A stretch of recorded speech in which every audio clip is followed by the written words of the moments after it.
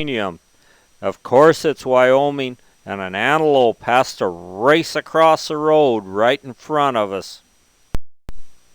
From the window at the cabin, I could look out and see a baby antelope standing on his newly born legs there. He's getting big enough, he's out walking around and can run a little bit, although his mama has him stashed a big part of the day while she's out grazing and licking salt and different things. But he's an awful nice little baby antelope, and he's going to be a smart little guy. Smart or not, his mama's keeping a real close eye on him as she grazes through the sagebrush here.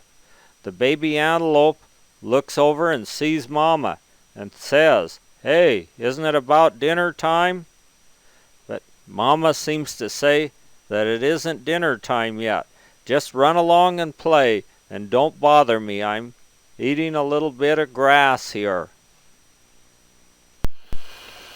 He's only a very few days old, and his wobbly little legs are getting strong enough now. He'll be running soon, and as soon as their legs get strong enough to run, then Mama will keep them with her all the time when they can outrun a predator. But until then, they have no odor for a roving coyote or a predator to find them, and so they just lay hid motionless under a sagebrush, and if something comes along, they don't move at all, hoping the animal will go on. And if it gets real close, then Mama will go over and confront the coyote or whatever it is that's threatening her young. But right now, he doesn't seem to have a worry in the world. He's just out there romping around the sagebrush, practicing to be the world's fastest long-distance runner, as he will be in a short period of time.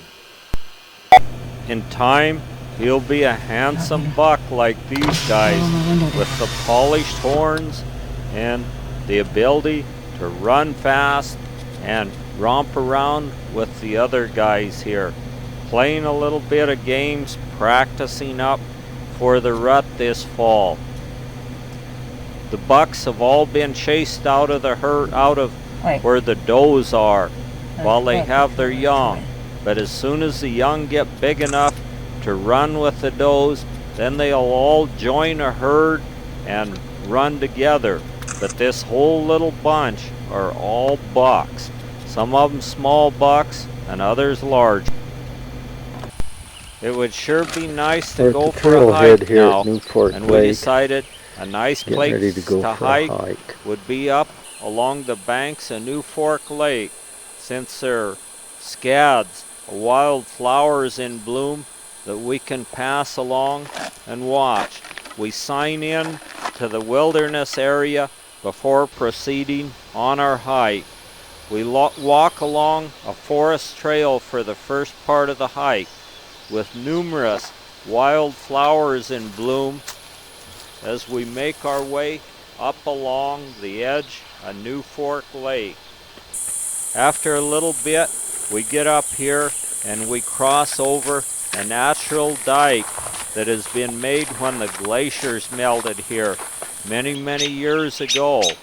A robin, a baby robin, is in this tree, and Mama's scolding, trying to draw us away from the baby.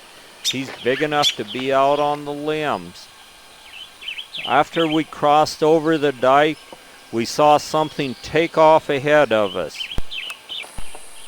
It took off like a streak of lightning, but we could see it bounding away. It took off so fast we didn't even get a chance to take a picture of it. But it was an old black bear, and he was really, really in a hurry as he went down and ran along the beach of New Fork Lake. His bear tracks are laying right out in front of us here, and from the size of the track and the size of the animal, he was about a medium black bear. We're walking along the edge Did you see the bear tracks on the trail? No. That the bear has ran away, and we'll walk clear up to the head of it. Here we find Wyoming state flower, the Indian waving paintbrush. in the breeze again, the Indian paintbrush. By now, it's getting a little warmer. Marge has taken off her hat, and we're getting up here into some pretty rugged-looking mountains in the Wind River Range up ahead of us here. The willow flats up ahead are an excellent place to find an old moose, but not right now. It's the wrong time of day. There are numerous sandbars have appeared here since the last time I was here. They're having a really bad drought here in Wyoming, and so the water level's low on New Fork Lake right now. Where there was once water, now wildflowers grow. The swallowtail butterfly seems to be frequenting this spot here now. They're moving around right here on the dry part of the lake, and numerous ones were here. They're messing around a moose track here. Several of them. There were a few here, and then more to come. They have to be very lively this time of year because the seasons are very short here at the high altitudes here along the upper part of New Fork Lake. Some little bluebells are in bloom here with some golden asters in the foreground here. All these shrubs and flowers have to bloom now because they have a very short season to bloom.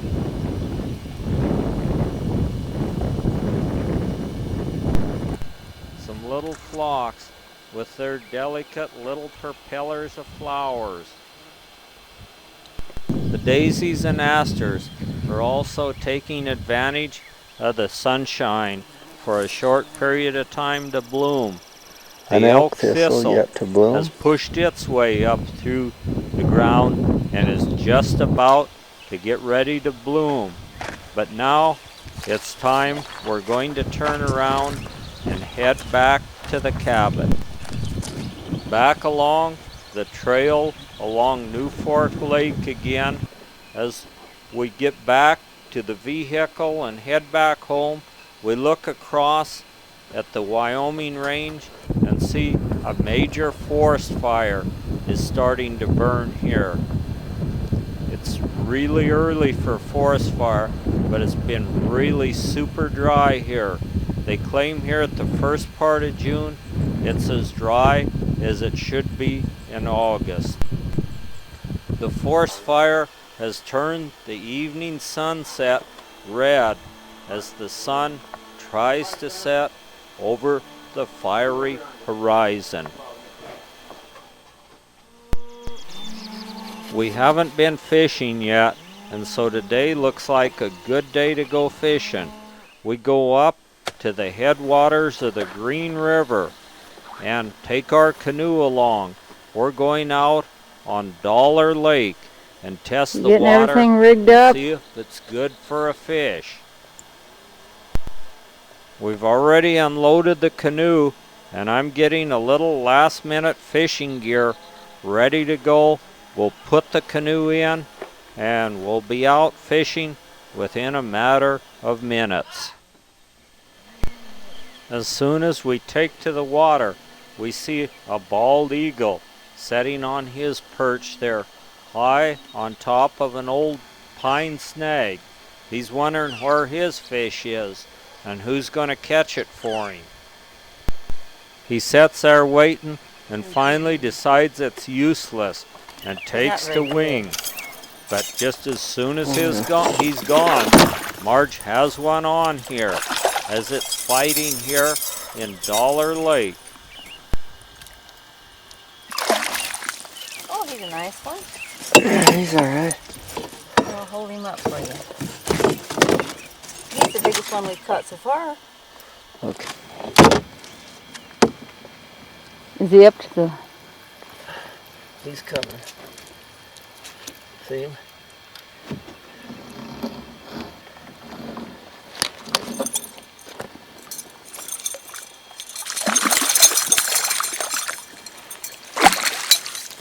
There, you got him.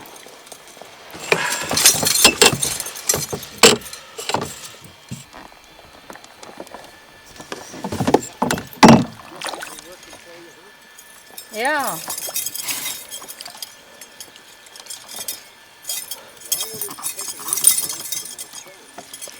Oh!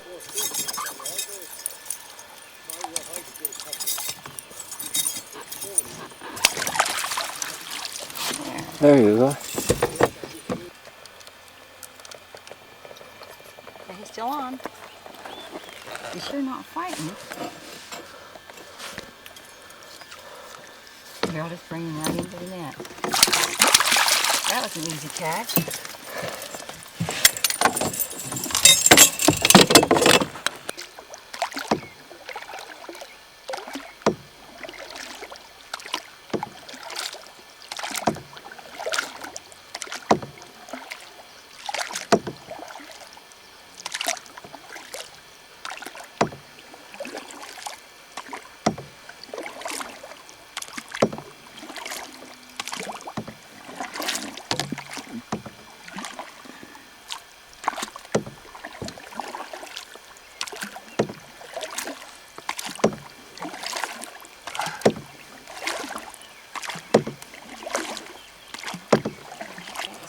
Yep, I can see it. Here it comes. Not very big. Here, I'll bring it up. He's kind of rough. He didn't make it. Okay, get ready. Here's that one.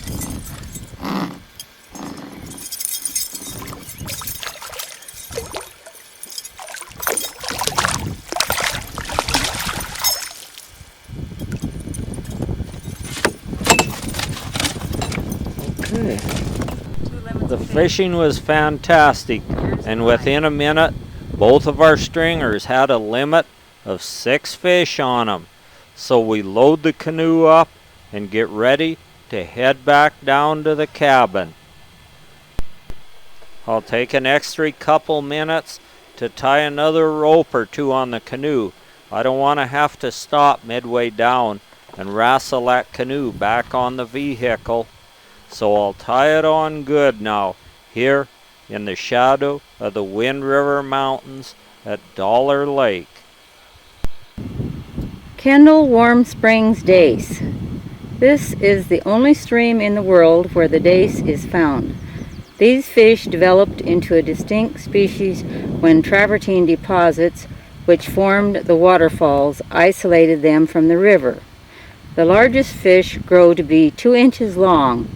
During spawning, the male turns purple and the female a light green. These tiny dace are rare and endangered. Please help us protect them by not polluting or degrading the quality of the water or shoreline. And ahead of us is the little hot spring stream that these tiny little fish swim and live their life cycle out in, trapped in here forever. But we can see them darting around in the shallow waters here. And remember, a big one is only 2 inches long.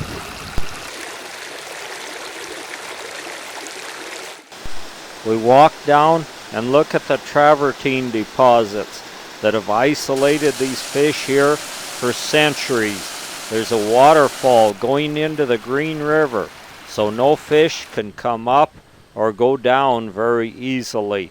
And so they're trapped in here forever. A few little birds are walking around. This blackbird seemed to have him a butterfly, and it looked to me like he was planning on having it for dinner. We wanted to go to a hot springs once more before we leave this part of the world. And a little ground squirrel is sitting here. He must be the official greeter for going up Granite Hot Springs. Before I lock the door. Granite Hot Springs is in the Grovont mountain range. As we move up Granite Creek, we can see many flowers growing alongside the road here. The sticky geraniums and many other types of flowers are in full blossom right now up Granite Creek. The balsa root are only part of the wild flowers, and they grow best in the areas where the snow is laid the deepest because the moisture will be better for them there.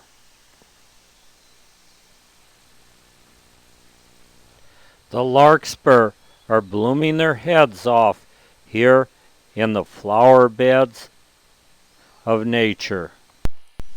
This spike of flowers has reached its head high above the forest floor, where it doesn't have to compete with the rest of the flowers for sunlight and pollination.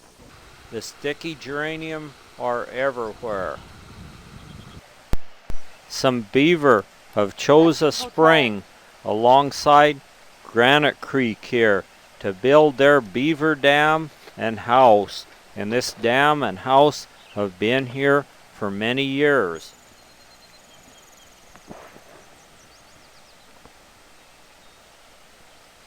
The beavers don't have to worry so much about being trapped now because beaver furs aren't worth the trouble it is to skin them. Looks like the few bees that live up here have their work cut out for them here. Just pollinizing the sticky geraniums is quite a chore because there's so many of them up here.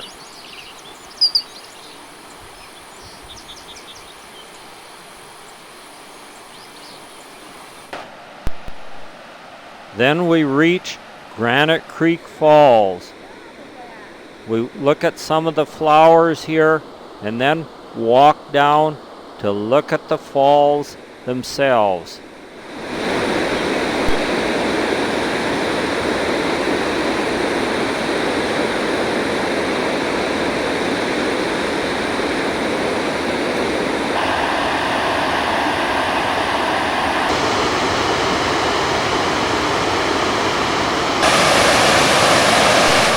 A plume of steam is raising across Granite Creek right at the base of the falls, and this is a hot spring. The hot water goes tumbling down right into the edge of Granite Creek. Sometimes of the year the water's low enough that you can go over it and use that hot spring. So I'm going to wade across the creek and just make sure. I think the creek is probably too high to use the hot springs, but it's well worth a try. I find a good place to cross here and start across on those slippery rocks with a good strong current going. It's a little hard to keep your feet under you, but at least the water's not real deep and I'm giving it a try.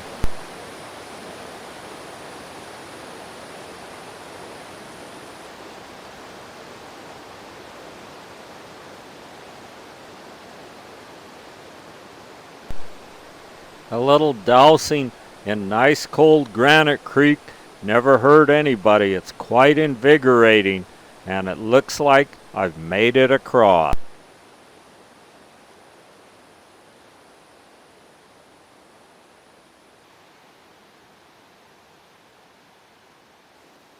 I make it to the hot springs and find enough warm water to warm my feet up there, but not enough to get in and soak yet.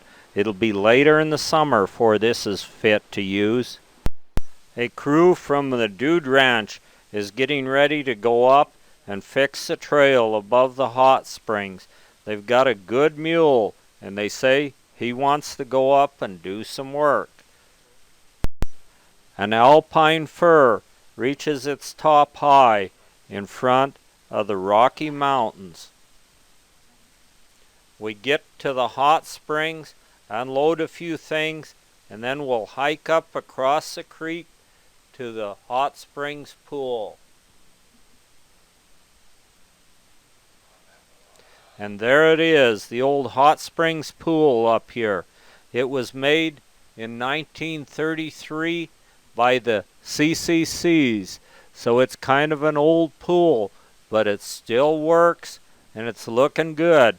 It cost us $6 each to go in, kind of a steep fee, but there's no other hot springs around that we could use, and so I guess that'll be okay.